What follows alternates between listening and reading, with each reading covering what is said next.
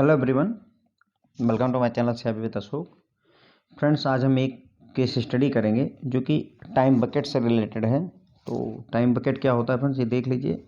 जैसे एक दिन से ज़्यादा 3 महीने तक, 3 महीने से 6 महीने तक, 6 महीने से 12 महीने, 12 महीने से 3 साल, ये एक जो टाइम पीरियड है 6 महीने से 12 महीने का, इसे एक बकेट कह देते हैं, टाइम बकेट कहते हैं। ठीक है, तो उस पर बेस्ड एक केस स्टडी हमें करनी है। ये आपका चैप्टर नंबर 29 BFM के मॉड्यूल डी में जो इंटरेस्ट रेट रिस्क वाला चैप्टर है उसी से रिलेटेड है। तो देखिए, डेटा दिया हुआ होगा आपको। ABC bank limited has following figures about interest rate sensitive assets and liability. तो इंटरेस्ट रेट सेंसिटिव जो एसेट और लाइबिलिटी हैं उनके बारे में आपको फिगर्स दे रखी है। देखिए, यहाँ पर टाइम बकेट दिया हुआ है, यहाँ एसेट कितना है, लाइबिलिटी कितनी है और गैप कितना है, ये सारी डिटेल आपको दे रखी है। एक दिन का जो मतलब कहने का, एक दिन के लिए जो एसेट है बैंक के पास वो 500 करोड़ का है और लाइबिलिटी जो है वो 550 करोड़ रुपए की है। तो कहने मतलब गैप कितना हुआ, 50 करोड़ का गैप है। एसेट जो बैंक लोन देता है वो एसेट हो गया, जो एफडी वगैरह कस्टमर करवाते हैं वो आपकी लाइबिलिटी हो जाती है। ठीक है, मतलब ऐसे एसेट बहुत सारे होते हैं, लेकिन ध्यान रखने के लिए इजी पड़ता है कि हम इसे लोन मान लें और इसे एफडी मान लें। ओके, तो कहने मतलब ये हुआ कि बैंक अभी 500 करोड़ रुपए पर पैसे कमा रहा है क्योंकि लोन दे रखा है, और उसे 550 करोड़ रुपए पर ब्याज देना पड़ रहा है क्योंकि कस्टमर ने एफडी करवा रखी है। ओके, तो अभी माइनस 50 करोड़ का गैप चला हुआ है। -50 क्यों कह रहे हैं, क्योंकि एसेट कम है और लाइबिलिटी ज़्यादा है। अगर एसेट ज़्यादा होगा और लाइबिलिटी कम होगी, जैसे इस केस में देखिए एसेट ज़्यादा है लाइबिलिटी कम है, तो हम इसे प्लस गैप कहेंगे। ओके, प्लस तब रहेगा जब एसेट ज़्यादा हो, माइनस तब रहेगा जब लाइबिलिटी ज़्यादा हो। तो एक दिन के लिए जो एसेट है 500 करोड़ का है, लाइबिलिटी 550 करोड़ की है, गैप 50 करोड़ का है। क्यों है, क्योंकि 550 करोड़ की लाइबिलिटी है और 500 करोड़ का एसेट है। अगर घटाएंगे आप, आपस में सब्सट्रैक्ट करेंगे तो आपको 50 मिलेगा। ओके, और माइनस क्यों लिया हुआ है, क्योंकि लाइबिलिटी ज़्यादा है। इसी तरीके से वे पूरा डेटा आप इंटरप्रेट कर सकते हैं। एक दिन से ज़्यादा और 3 महीने के लिए, 1 डे प्लस का मतलब एक दिन से ज़्यादा, क्योंकि एक दिन यहाँ आ चुका है तो एक दिन से ज़्यादा, 2 दिन कह लीजिए, 2 दिन और 2 दिन से लेकर 3 महीने तक की जितने एसेट हैं उसमें 400 करोड़ एसेट है, 600 करोड़ की लाइबिलिटी है, तो यहाँ पर 200 करोड़ का गैप बना हुआ है।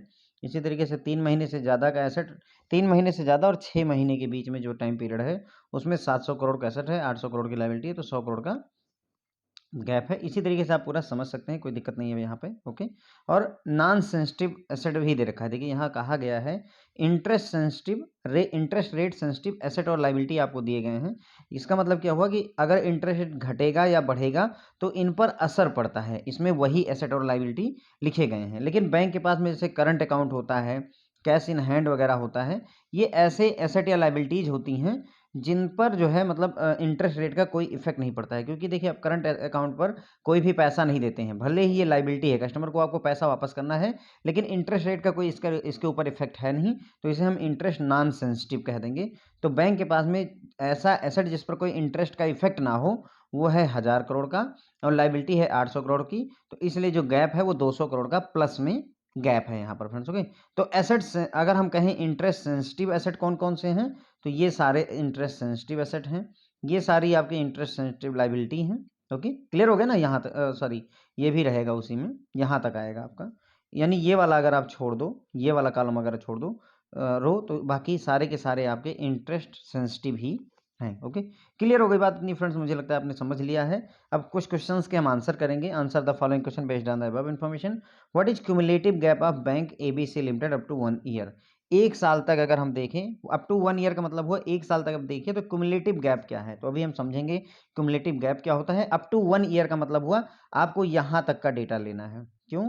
क्योंकि अप टू 1 ईयर में ये सारी टाइम बकेट आपकी आ जाएंगी। अगर आपसे कहे अप टू 3 ईयर अगर कहता तो हम यहाँ तक का डेटा लेते। देखिए यहाँ है ना, अप टू 5 ईयर कहेगा तो हम यहाँ तक का पूरा डेटा लेंगे। तो अप टू का मतलब समझ गए। क्युमुलेटिव गैप का कॉन्सेप्ट अभी हम समझ लेते हैं फ्रेंड्स। तो चलिए, ये सारे क्वेश्चन आपके पास में 9-10 क्वेश्चन है इसमें।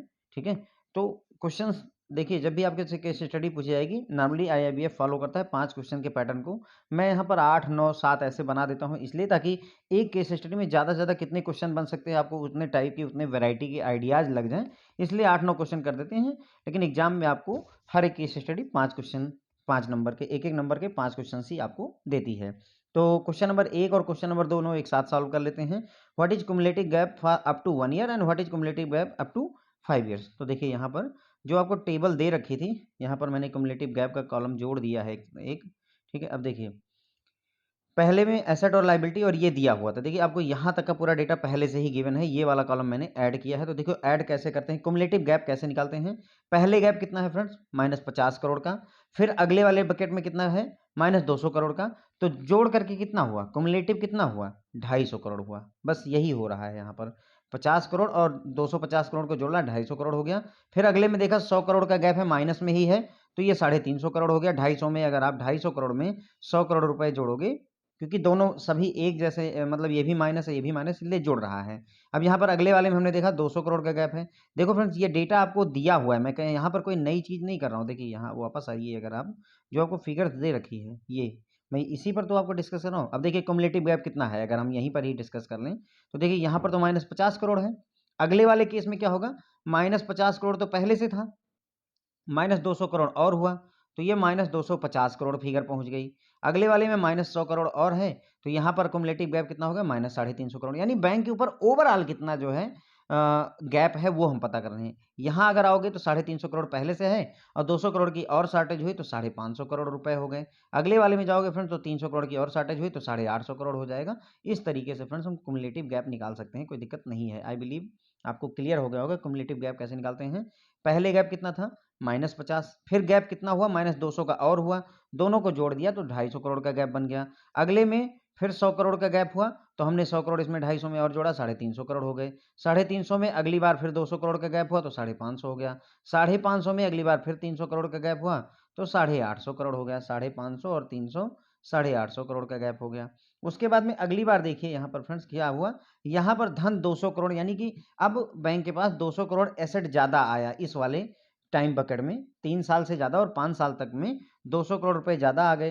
तो देखिए क्युमुलेटिव गैप 850 था, लेकिन 200 करोड़ रुपए बढ़ गए, तो इसलिए ये 850 में जब आप 200 जोड़ेंगे तो ये आपका 650 करोड़ बचेगा। मतलब चिन्ह के सहित चलेंगे, प्लस माइनस का ध्यान रखते हुए चलेंगे। क्लियर हो रहा होगा मेरे ख्याल, 850 से 650 कैसे हुआ। अब अगली बार हमने देखा कि यहाँ पर जो है हमारे पास 450 करोड़ जो है, टोटल 450 करोड़ क्या है, टोटल 450 करोड़ रुपए का ओवरेज हुई है। ओवरेज बढ़त हुई है, यानी कि जो है यहाँ पर 650 में 450 करोड़ हम जोड़ देंगे फ्रेंड्स उठा करके, तो ये आपका 200 करोड़ रुपए, -200 करोड़ रुपए का क्युमुलेटिव गैप हो जाएगा। तो इस तरीके से फ्रेंड्स क्युमुलेटिव गैप निकाला जाता है। अब आपसे जो क्वेश्चन में पूछा गया है वो यही पूछा गया है कि अप टू 1 ईयर, तो अप टू 1 ईयर पर ये आंसर हो जाएगा। और फिर आपसे पूछा गया है अप टू 5 ईयर, तो आपका ये आंसर हो जाएगा। अगर आपसे पूछा जाता है up to 3 year, this is your answer. Okay, तो आंसर किया जा सकता है, कोई डिफिकल्टी नहीं है। टाइम क्युमुलेटिव गैप कैसे निकालते हैं मैंने आपको समझा दिया है, अब कोई दिक्कत नहीं है। पहले शुरू से देखते हुए गैप को देखते हुए चले जाइए, जोड़ते चले जाइए। -50 करोड़ का गैप था, यानी 50 करोड़ का घाटा पहले से हो रहा था, फिर 200 करोड़ का घाटा और हुआ, तो हमें 250 करोड़ का ओवरऑल घाटा हुआ। उसके बाद में 100 करोड़ का घाटा फिर हुआ, तो हमें 350 करोड़ का घाटा हो गया।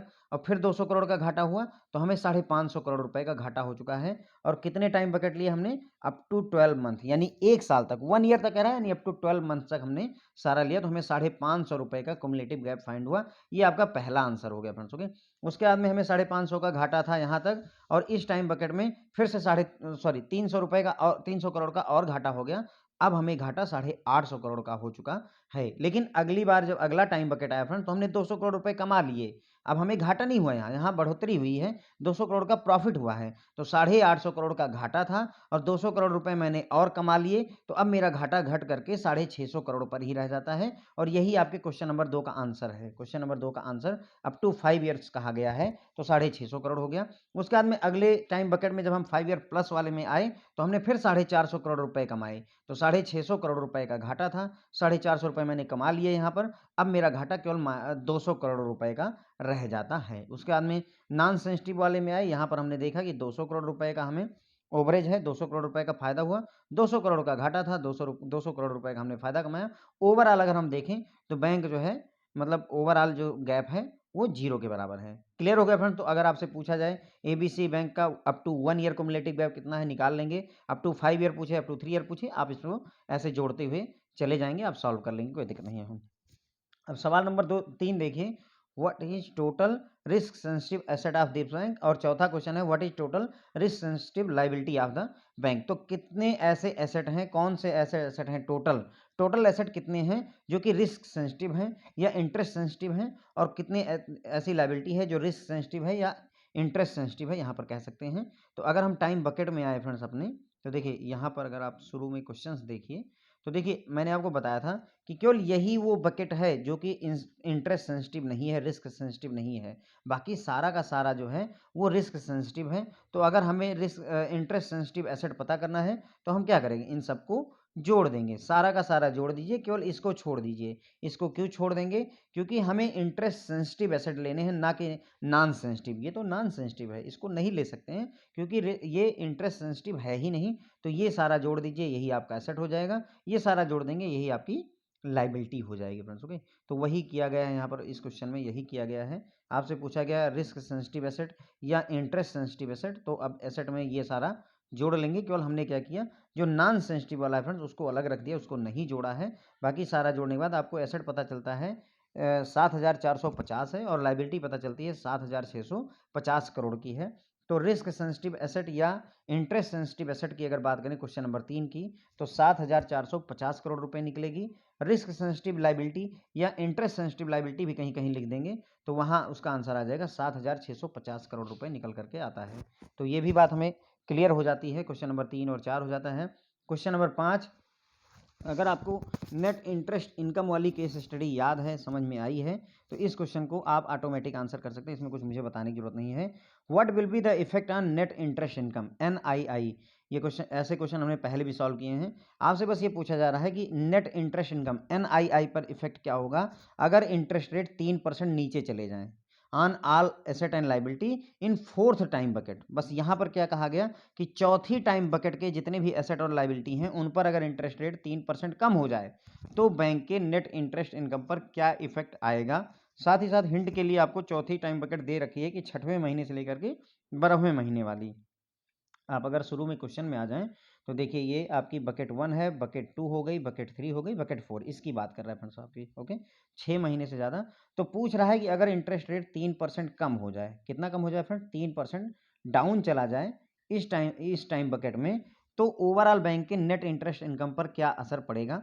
तो देखिए केवल इस चीज़ को अगर आप देखिए, यहाँ पर एसेट हमारे पास कितना है, कमाने वाले 850 करोड़ हैं और खर्च करने वाले 1050 करोड़ हैं, यानी हमारे पास में 200 करोड़ रुपए का जिम्मेदारी है, एक तरीके से कह सकते हैं 200 करोड़। यानी ऐसे कह लीजिए कि जैसे 850 करोड़ रुपए के लोन थे, 850 करोड़ की अगर FD होती तो उस पर जो है हम क्या करते, दोनों आपस में बराबर हो जाते मान लीजिए। लेकिन अभी भी 200 करोड़ रुपए ऐसा बचता है, 850 के बाद में 200 करोड़ रुपए ऐसे बचते हैं जिन पर आपको एक्स्ट्रा ब्याज कस्टमर को देना है। -200 का मतलब क्या हुआ, लाइबिलिटी हमारी ज़्यादा है, तो 200 करोड़ रुपए पर हमें कस्टमर को ज़्यादा ब्याज देना है। तो इसका असर क्या होगा फ्रेंड्स, अगर हम 200 करोड़ रुपए का 3% निकाल रहे हैं, हम 200 करोड़ का 3% क्यों निकाल रहे हैं, समझिए। हम इसलिए निकाल रहे हैं क्योंकि हमें ये पता करना है कि अगर इंटरेस्ट रेट जो है एसेट और लाइबिलिटी दोनों पर 3% घट जाए तो बैंक की नेट इंटरेस्ट इनकम पर क्या असर आएगा। ठीक है, तो अगर 3% घट रहा है तो हम ये देखेंगे कि ओवरऑल जो है बैंक का जो एसेट है, जो लाइबिलिटी है, उसका गैप कितना है। 200 करोड़ का गैप है, उसका 3% निकालिए, कितना आएगा फ्रेंड, 6 करोड़ रुपए निकल आएगा। चलिए 6 करोड़ निकल आया। सवाल ये है कि 6 करोड़ का बैंक को फायदा हो रहा है कि 6 करोड़ का बैंक को नुकसान हो रहा है, बस ये जवाब केवल बचता है। आंसर दोनों रहेंगे, 6 करोड़ रुपए का प्रॉफिट होगा या नेट इंटरेस्ट इनकम 6 करोड़ बढ़ जाएगी, या नेट इंटरेस्ट इनकम 6 करोड़ घट जाएगी, दोनों आंसर रहेंगे। अब आपको सवाल ये है कि आप ये बताओ कि जो है अगर इस सिचुएशन में 6 करोड़ रुपए जो हो रहा है वो प्रॉफिट है बैंक के लिए या लॉस है। तो देखिए बैंक को 200 करोड़ रुपए लाइबिलिटी बढ़ी हुई है, मतलब एफडीआं ऐसी हैं जिस पर उनको ब्याज देना है, करेक्ट है, ब्याज ब्याज देना है ना 200 करोड़ पर, तो 200 करोड़ पर ब्याज देना, इंटरेस्ट रेट 3% घट गया। तो अगर हम कस्टमर को पहले से 3% कम देंगे, अगर हम पहले 100 रुपए देते थे अब 97 रुपए देंगे, तो हमको फायदा हो रहा है क्योंकि एफडी हमारी ज़्यादा है, इसलिए हमें 6 करोड़ रुपए का फायदा होगा। नेट इंटरेस्ट इनकम वाली जो आपकी केस स्टडी थी उसमें हमने इस बात को बहुत अच्छे से समझा है, और आई बिलीव आपको यहाँ पर भी समझ में आ रहा होगा। तो देखिए जो टाइम बकेट है चौथी वाली वो हमने ले ली, 850 एसेट है, 1050 लाइबिलिटी, गैप 250 का है। तो हमने 200 करोड़ जो गैप था उसका 3% निकाला, 6 करोड़ निकल आया। अब सवाल ये है कि प्लस 6 करोड़ या माइनस 6 करोड़, उसके लिए मैंने आपको समझाया कि 200 करोड़ रुपए की आप ये मान लीजिए कि एफडी है, जिस पर हम कस्टमर को ब्याज दे रहे हैं। पहले जितना ब्याज देते थे उससे 3% अब हम कम दे रहे हैं। तो अगर हम ब्याज जो है एफडी पर कम देंगे तो हमारा पैसा बचेगा, इसलिए हमको प्रॉफिट देगा, इसलिए प्लस 6 करोड़ रुपए। तो नेट इंटरेस्ट इनकम हमारी बढ़ जाएगी, है ना। भाई पहले हम 100 रुपए देते थे, अब हम 97 रुपए दे रहे हैं, तो हमारा नेट इंटरेस्ट इनकम 3 रुपए बढ़ा कि नहीं बढ़ा, है ना, क्योंकि हम 97 ही दे रहे हैं, 3 रुपए और बढ़ गए जितना हम देते थे। तो वही हुआ यहाँ पर, नेट इंटरेस्ट इनकम आपकी 6 करोड़ रुपए से बढ़ जाएगी। आई बिलीव क्वेश्चन नंबर 5 आपको समझ में आ गया होगा। नहीं समझ में आया तो एक बार दोबारा इसी को रिपीट देखिए, आपको समझ में आ जाएगा। एकदम सेम पैटर्न पर दूसरा क्वेश्चन देख लीजिए। What will be the effect on net interest income if interest rate fall by 1% on asset and goes up by 2% for liability in second time bucket. अब आपसे कहा जा रहा है कि जो दूसरी टाइम बकेट है फ्रेंड्स आपकी, उसमें एसेट पर इंटरेस्ट रेट 1% कम हो रहा है और लाइबिलिटी पर इंटरेस्ट रेट 2% बढ़ रहा है, यानी एक पर घट रहा है, एक पर बढ़ रहा है। अब ओवरऑल बैंक की नेट इंटरेस्ट इनकम पर क्या असर पड़ेगा? तो सबसे पहली चीज ये है कि सेकंड जो बकेट है वो 1 दिन से 3 महीने वाली है। तो हमने क्या किया, उसी चार्ट में से 1 दिन से 3 महीने के लिए जो एसेट और लाइबिलिटी का डेटा दिया था वो हमने नोट डाउन कर दिया।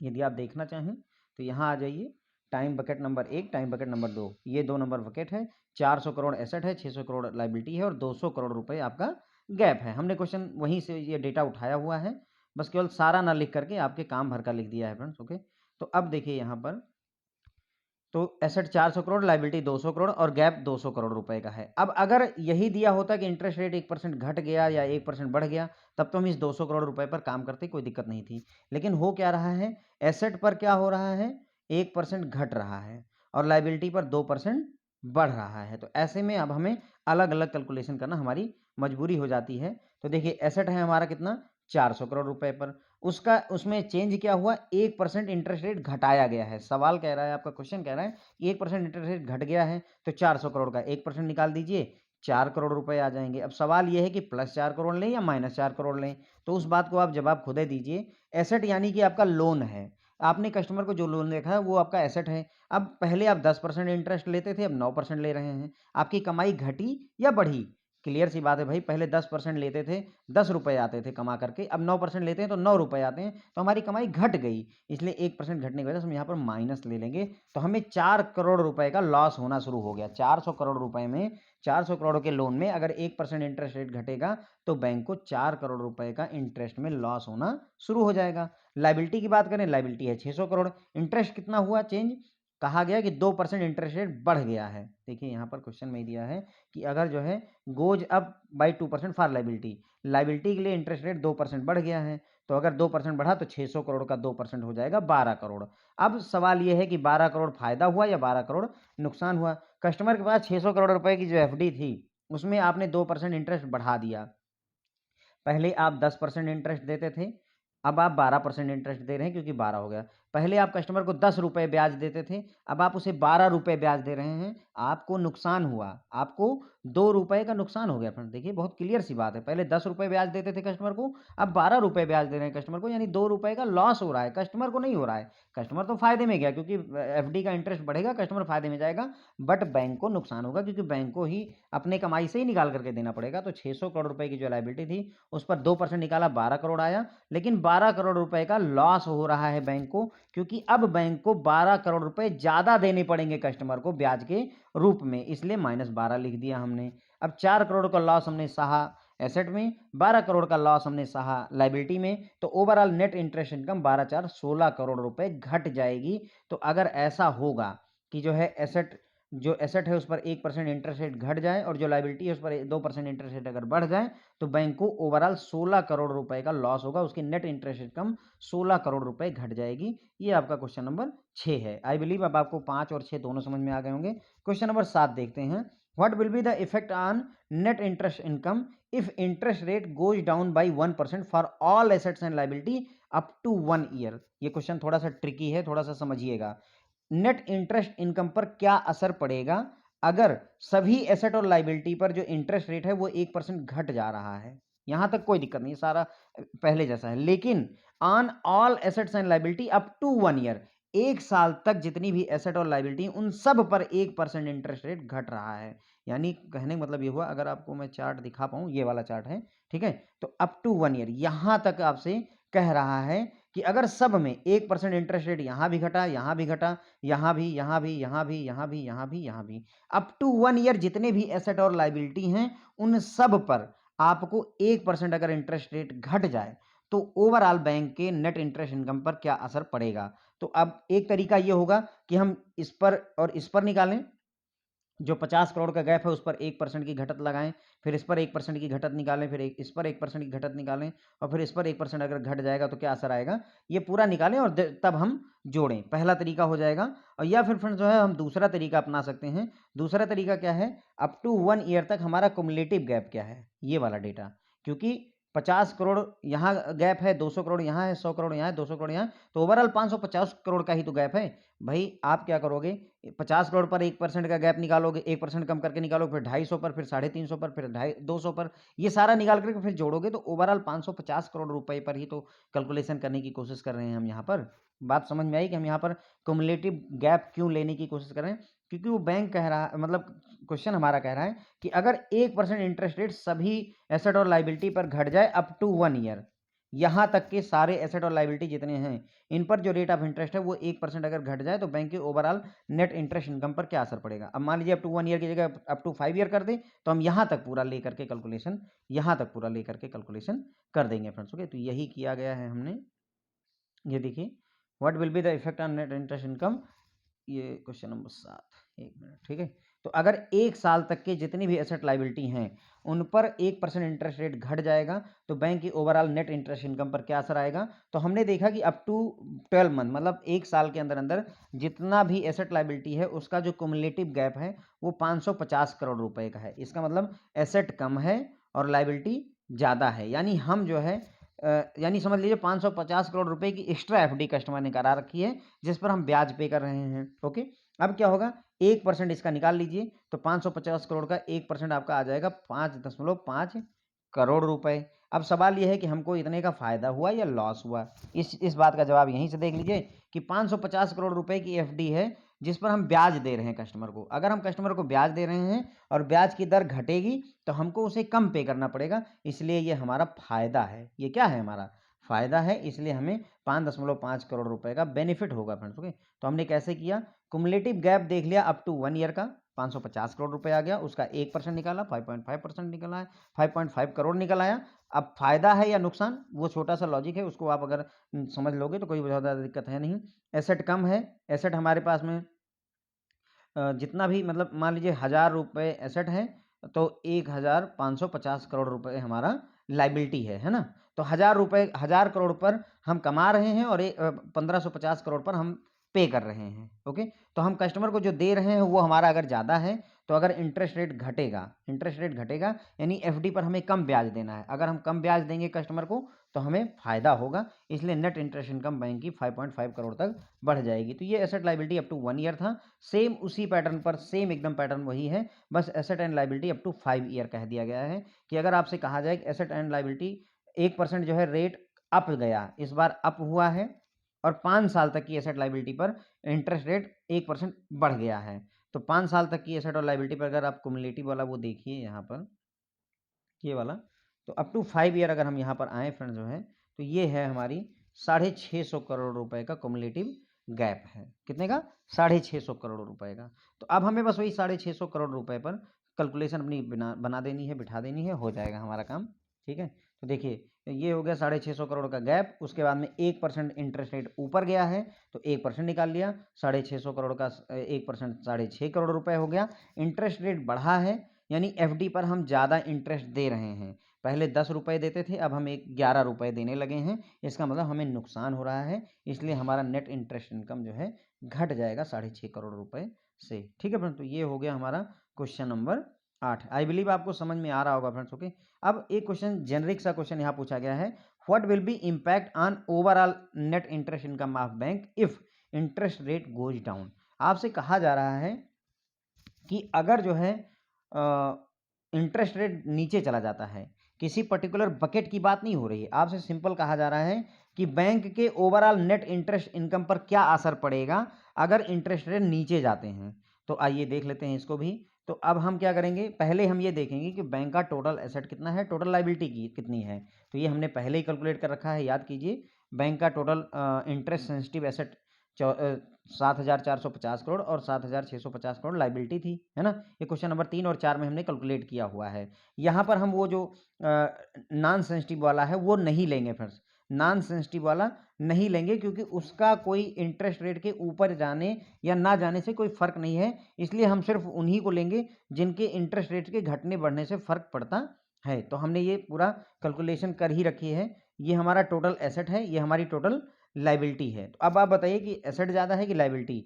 एसेट यानी हमने 7,450 करोड़ रुपए का लोन बांटा है और हमारे पास में 7,650 करोड़ रुपए की एफडियां हैं। ओके, ये लोन हो गया, ये एफडी हो गई। इसका मतलब है कि हमें हमारे निगेटिव गैप है फ्रेंड, देखिए -200 करोड़ रुपए का निगेटिव गैप है। एसेट कम है, लायबिलिटी ज़्यादा है। तो total rate sensitive total asset 7,450 crore है। रेट सेंसिटिव टोटल लायबिलिटी हमारी 7,650 करोड़ रुपए है। ठीक है, उसके बाद में हम कह सकते हैं कि बैंक जो है लायबिलिटी सेंसिटिव है। यहाँ पर हम क्या कह सकते हैं, बैंक लायबिलिटी सेंसिटिव है। अगर एसेट ज़्यादा होता तो हम क्या कह देते, बैंक एसेट सेंसिटिव है। कई बार ये क्वेश्चन पूछा जाता है कि क्या ये बैंक एसेट सेंसिटिव है या लायबिलिटी सेंसिटिव है। तो जो ज़्यादा रहेगा उसी का सेंसिटिविटी बढ़ती है। तो यहाँ लायबिलिटी ज़्यादा है तो ये लायबिलिटी सेंसिटिव बैंक हो गया। ओके, अब अगर आपका इंटरेस्ट रेट घटेगा, देखिए पूछ रहा है, यहाँ पर पूछा क्या गया है, if interest rate goes down. तो अगर इंटरेस्ट रेट घटेगा, देखिए अगर इंटरेस्ट रेट 1% घट जाएगा तो हमारा गैप कितने का है,